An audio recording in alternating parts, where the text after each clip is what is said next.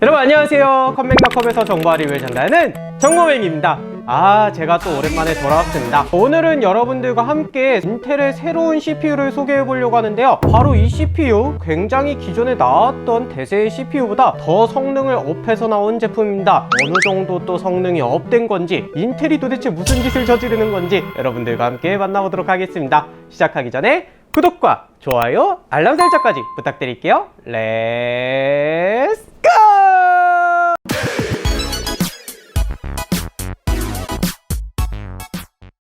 자, 오늘 여러분들과 함께 만나볼 내용, 인텔의 12세대 CPU에 관한 내용입니다. 12세대 CPU 요즘에 굉장히 대세가 되고 있죠. AMD 엎치락뒤치락 하다가 12세대의 점유율이 최근 엄청나게 올라가고 있는 모습을 보여주면서 역시 게이밍 CPU는 인텔이었어 라는 소비자들의 마음을 다시 한번 깨우치게 만들고 있습니다. 자, 이 인텔 12세대에서 엄청난 성능을 자랑했던 제품이 바로 여기 있는 12세대 i9 12900K라는 제품입니다. 이 제품이 이제 엄청난 시장을 장악하면서도 거기에서 대장급의 CPU 위치를 지키고 있었는데요, 기존에도 i9급에서 KS가 붙은 제품이 나왔었죠. 그래서 이번에도 어김없이 인텔에서 짜잔! 이렇게 12900KS라는 CPU의 코드명이 나오게 되었습니다. K에다가 S자를 붙이면서 조금 더 리미티드한 이런 모양을 보여주고 있는데요, 자, 여기 보시다시피 언락드 스페셜 에디션이라고 되어 있습니다. 여기 밑에 보시게 되더라도 밑엔 그냥 KS라고만 되어 있네요.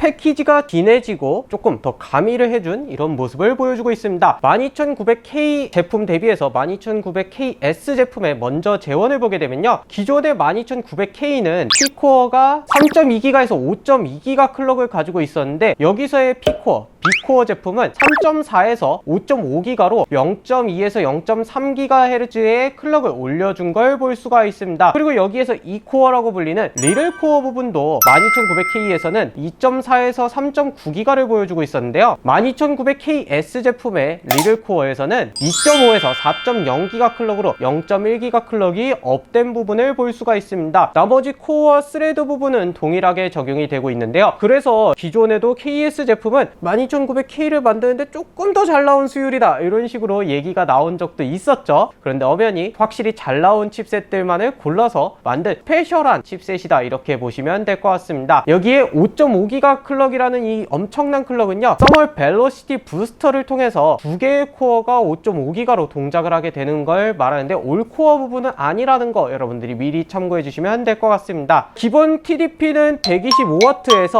150W로 상향이 된 걸 볼 수가 있고요, PL2라고 불리는 와트수에서는 241W까지를 요구하면서 굉장히 많은 발열과 소비 전력을 나타낼 것이다 라고 보여지는 걸 알 수가 있습니다. 그래서 성능이 높은 만큼 여러분들이 3열 수냉 쿨러는 기본적으로 장착을 해야 이 발열을 버틸 수 있을 것 같다 이렇게 판단을 해주시면 되는데요, 그래서 오늘은 이 12900KS의 ASUS Z690 막시무스 에이펙스 제품을 장착을 하고서는 3열 수냉 쿨러 장착하고 RTX 3070 그래픽을 장착했을 때 과연 게이밍 성능은 어떤지를 비교해 보도록 하겠습니다. 먼저 만나볼 게임은요, 바로 배틀그라운드입니다. 올 울트라의 스케일 120%로 설정을 하고 게임을 진행을 했는데요, 특히나 후반부 쪽에서 프레임 차이를 보게 되면요, 12900K의 평균 프레임은 149에서 158프레임을 보여주고 있었고요, 12900KS의 평균 프레임은 150에서 160프레임 정도를 보여주고 있었습니다. 기본적으로 평균 프레임을 보게 되면 큰 차이는 없는 모습을 볼 수가 있었고요, 1% 로우 프레임을 보게 되면 12900K는 99에서 105프레임을, 12900KS는 101에서 105프레임을 보여주면서 같거나 약 2% 정도의 프레임 차이가 12900KS가 더 높은 걸 볼 수가 있었습니다. 하지만 그만큼 온도도 조금 더 높은 걸 볼 수가 있는데요, 기본 온도가 45에서 55도 정도를 보여줬던 12900K 대비해서 12900KS는 54에서 61도로 약 10% 정도 CPU 온도가 더 높았다는 걸 볼 수가 있습니다. 프레임 차이는 없었는데 CPU 온도가 높다, 요거는 조금 의아할 만한 부분이네요. 그래서 조금 더 CPU를 많이 쓰는 콜 오브 듀티 워존으로 넘어가서 한번 게임을 플레이해봤습니다. 자, 여기서는 풀옵션으로 진행을 했는데요, 12900K의 평균 프레임은 188에서 193프레임을 보여주고 있었고, 12900KS의 평균 프레임은 194에서 198프레임을 보여주면서 12900K의 높은 프레임이 12900KS의 프레임의 낮은 부분을 차지하고 있었다 이렇게 볼 수가 있습니다. 평균적으로 프레임은 13% 정도 12900KS가 높은 모습을 보여주고 있었는데요. 1% 로우 프레임을 보게 되면은 131에서 136프레임을 보여주는 12900K 대비해서 12900KS는 144에서 148프레임으로 꽤나 많은 프레임 차이를 보여주고 있습니다. 9에서 10% 정도의 1% 로우 프레임을 차이를 보여주면서 이 부분에서는 확실히 12900KS의 성능이 중요하구나 라는 걸 깨닫게 되었습니다. 온도는 53에서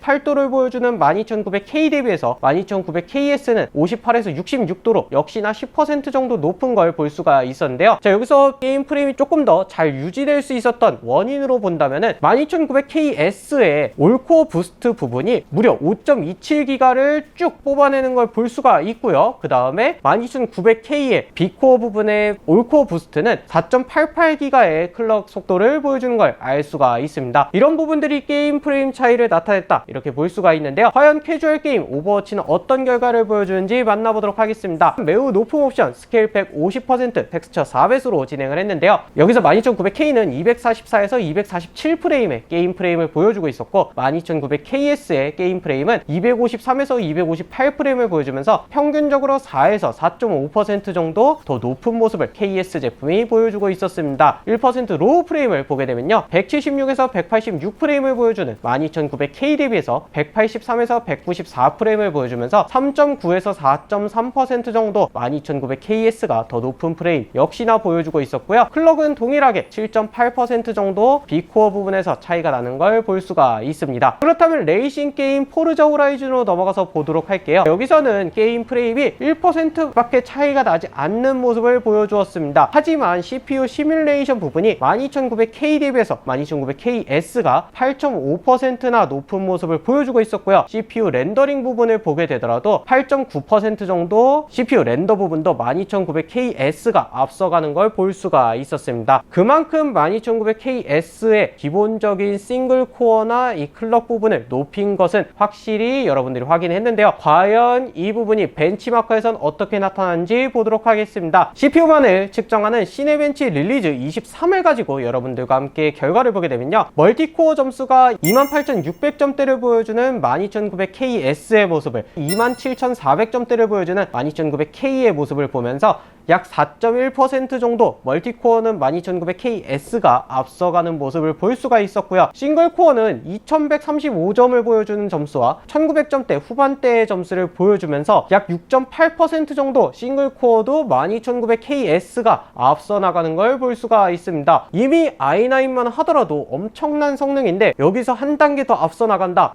이거는 거의 숨겨놓은 기를 보여주는 듯한 느낌을 보고 있습니다. 자, 여기에 그래픽 카드까지 측정하는 3D 마크의 파이어 스트라이크 점수를 보게 되면요. 총점은 32800점대, 31000점대의 총점을 보여주면서 약 5.6% 정도 12900KS가 더 앞서는 걸 볼 수가 있고요. 피직스 점수를 보게 되면 15.6% 12900KS가 앞서고 있었습니다. 컴바인 점수는 4.2% 정도로 12900KS 역시나 앞서는 걸 볼 수가 있었네요. 자, 그렇다면 다이렉트 12 기반 타임스파이에서는 어떤 결과를 보여주었을까요? 자, 여기서는 총점은 2.2% 정도 12900KS 제품이 앞서가는 모습을 볼 수가 있었고요. CPU 점수는 약 7.2% 정도 KS 제품이 역시나 앞서가는 모습을 동일하게 보여주고 있었습니다. 그렇다면 이 두 가지 CPU를 가지고 GPU만을 사용해서 작업을 하는 압축 작업으로 넘어가 보도록 하겠습니다. 12900K의 압축 시간은요 3분 54초로 굉장히 빠른 속도를 보여주었거든요. 그런데 12900KS의 압축 시간은요 여기에 한 발 더 앞서서 3분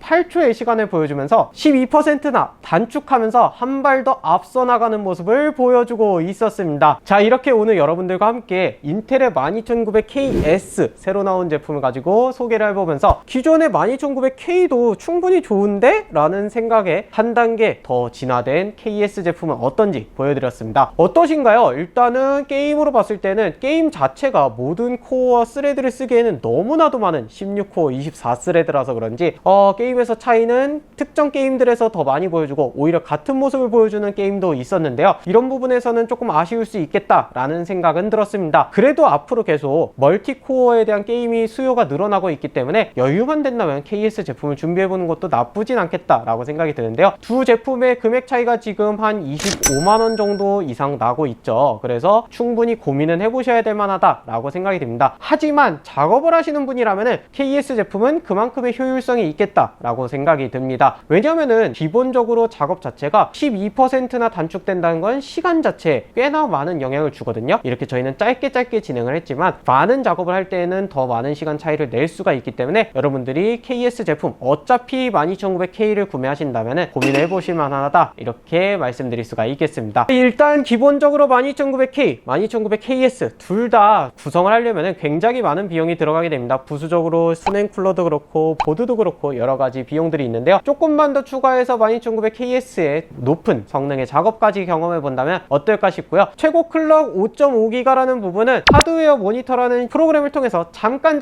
짧게 맥스로 찍히는 부분을 보긴 되었지만 막상 아쉽다고 할 만한 건 아니고요. 이 자체만 하더라도 엄청나게 대단한 클럭이었다라고 저는 느꼈습니다. 이제 4월 달에 또 인텔의 경쟁사에서도 CPU가 나오게 되어 있죠. 이 부분까지 비교해 본다면 과연 이 12900KS의 자리는 어떻게 될지 또 궁금해지는 부분이기도 합니다. 지금 인텔 컴퍼니 CPU와 인텔 컴퍼니의 메인보드, 그다음에 인텔 컴퍼니에서 유통하는 킹스톤 메모리를 구매하시는 경우에는요, 여러분들께 신세계 상품권을 증정해드리고 있거든요. 일단은 이 CPU는 인텔 컴퍼니만을 이렇게 증명하는 사진과 함께 구매 영수증 첨부해주시면 2만원 상품권 받아가실 수가 있고요. 보드 구매 시, 램 구매 시 추가로 상품권들 행사가 다 있고, 패키지로 CPU, 메인보드, 램까지 구매하신다면 지금 뭐 에이수스의 굿즈 상품까지 이렇게 제공이 된다고 하니까 여러분들이 참고해서 구매하시면 될 것 같고요. 자세한 이벤트 상세 내용은요, 아래 상세 정보 보기 통해서 보시면 되겠습니다. 자, 오늘 만나본 12900KS 여러분들의 의견 어떠신지 자유롭게 남겨주시면 감사하겠습니다. 마지막으로 구독과 좋아요, 알람 설정 부탁드리면서 저는 오늘 영상 마치도록 할게요. 여러분 안녕.